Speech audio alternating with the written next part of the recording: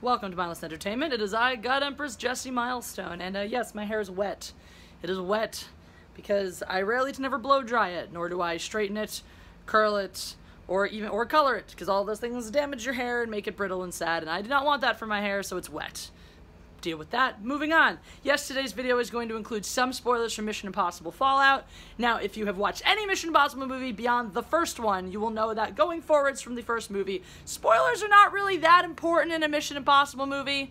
It should not detract from your enjoyment of it. However, if you are a person who's like, I don't want to know before it happens, then probably don't watch this video until you've seen Fallout. Now, it's been a week and a half. Why haven't you seen Fallout yet? Do you not like fun? Do you not enjoy a rollicking good time at a movie theater? Well, if you're one of those people, then don't ever see Fallout, in which case continue to watch this video because you won't care about the spoilers since you're never going to see it. Otherwise, you should have seen it already, so by all means, also carry on watching. I want to talk a little bit about the movie in general, and then I want to specifically address the title of this video, which is, of course, The Inexplicable Magnetism of Tom Cruise. So, what's interesting about this movie in particular, and why I and many others are lauding it as one of the best Mission Impossible movies to date, it's actually bringing you into the world in a really, really nice way, in a way that wasn't necessarily possible earlier on in the franchise. Earlier on, the Mission Impossible movies were much like a James Bond film. The first one ended, and then the next one had nothing to do with the one before it. Not really. One of the cool things is they would consistently sort of build on whatever technologies or weird little tricks they had in the movies before. I mean, for a few, you could pretty much always count on some dangling scene in silence that was precarious and relied on people not hearing him and stuff like that. You know, little tropes that have followed throughout, but really no plot continuation, right? You know, you have the second one based nothing on the first one. The girl after that one is just gone. You know, oh, he's married by the third one, but by the end of that one, she's gone too.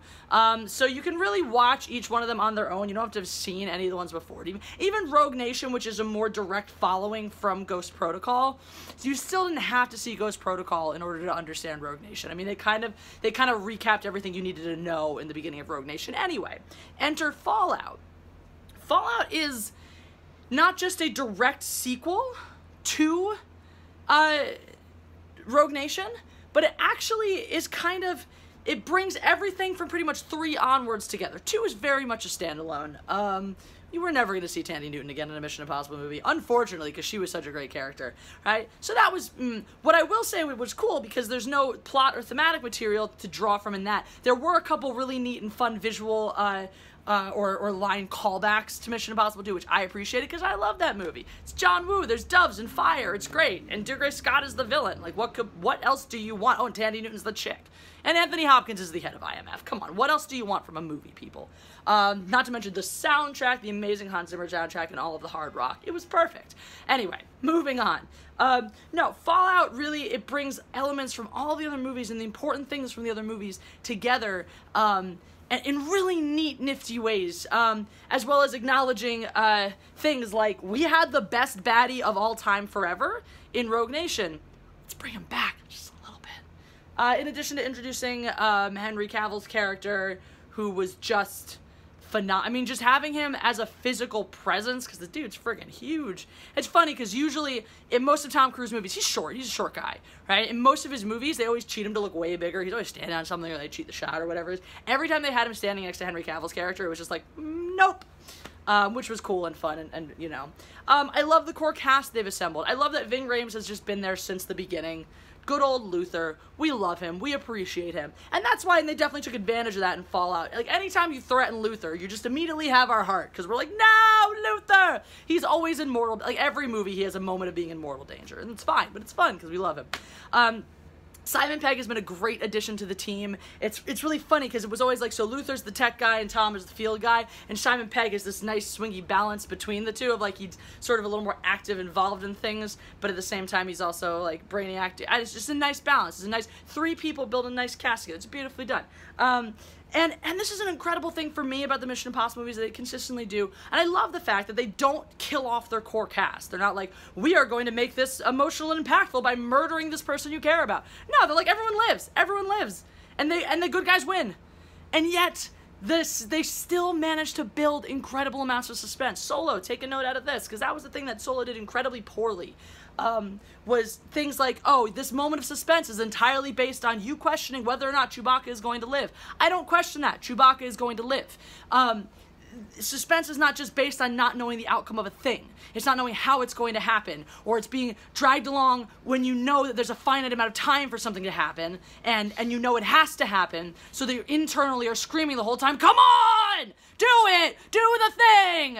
Because you know it has to happen, and they have to get there, and you're just waiting for them to do it. That's where you build a suspense. They do a really, really nice, masterful job of that in this movie. So all in all, Mission Impossible Fallout has my 100% endorsement. And now again, let's talk about the magnetism of Tom Cruise. Not everyone agrees with me. Some people are like, God, I hate him. I can't stand watching him. A lot of that is probably an inability to separate his personal life, his private life from his characters, and I understand that. I'm not a fan of his personal life in any regard whatsoever. Some people, maybe he just rubs them the wrong way. He has a specific type. Maybe, I would imagine there are a lot of guys that perhaps, because that's a thing, like when you're a specific bro-y type of dude, not bro-y, but like, this is the type of dude that I am.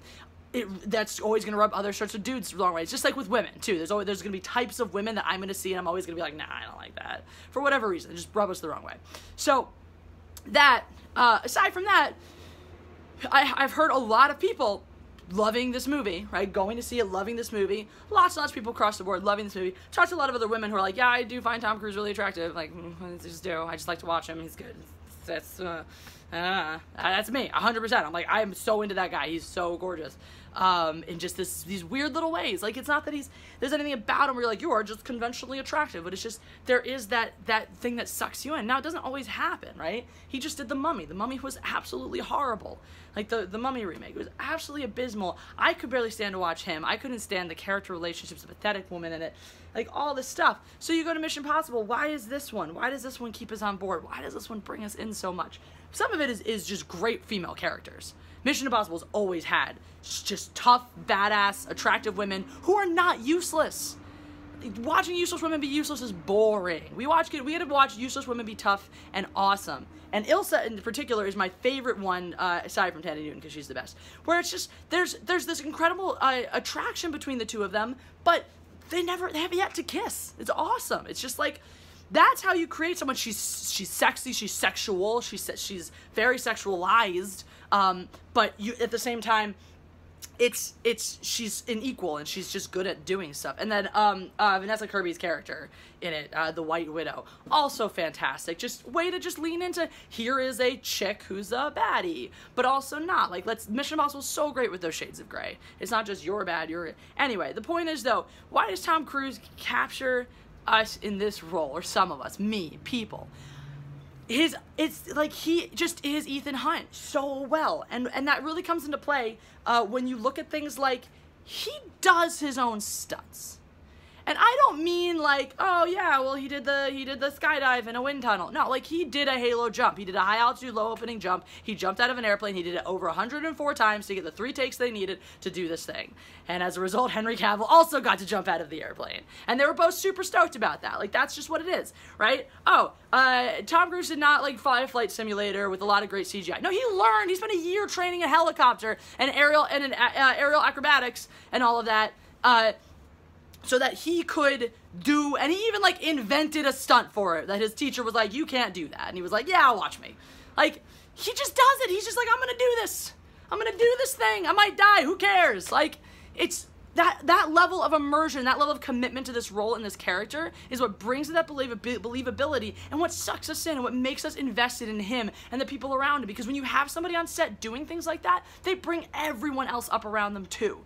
I was watching an interview where Henry Cavill spoke to that, and he said, look, it's not that I had any hesitation or would not want to do this or do my own stunts in this way, but working with Tom allowed me to do that. And so he does that. He just brings everyone to that level, which is incredible, which is why I, as an actor, would love to one day work on set with him. That would be like a friggin' dream. That's Mission Impossible, another one where he trains the yuppie new IMF agent. That's me. That would be great. It'd be so great. Anyway, but yeah, it's not, to me, like, you can say what you want about his personal life. It's messed up. He does messed up things. He's a Scientologist. That's weird and screwed up. But the man brings his A game to work. He dedicates himself so 100% fully to his craft, and I have an immense amount of respect for that. And you can see that. When you watch a Mission Impossible movie, you can see that dedication. And it's what makes these movies so much fun. that's it. That's all. What do you guys think? Did you see it? Do you agree? Do you like Tom Cruise? Do you hate him? What's your favorite part about the Mission Impossible movies? Who's your favorite actor? What could be better about it? You tell me. I'm interested in your thoughts as well. Now, I'm going to go. It might be a video tomorrow, it might be a live stream tomorrow, it might be nothing tomorrow, who knows? And I'm going to Vegas this weekend, so expect some videos from that city with the lights and the sin and stuff. Bye.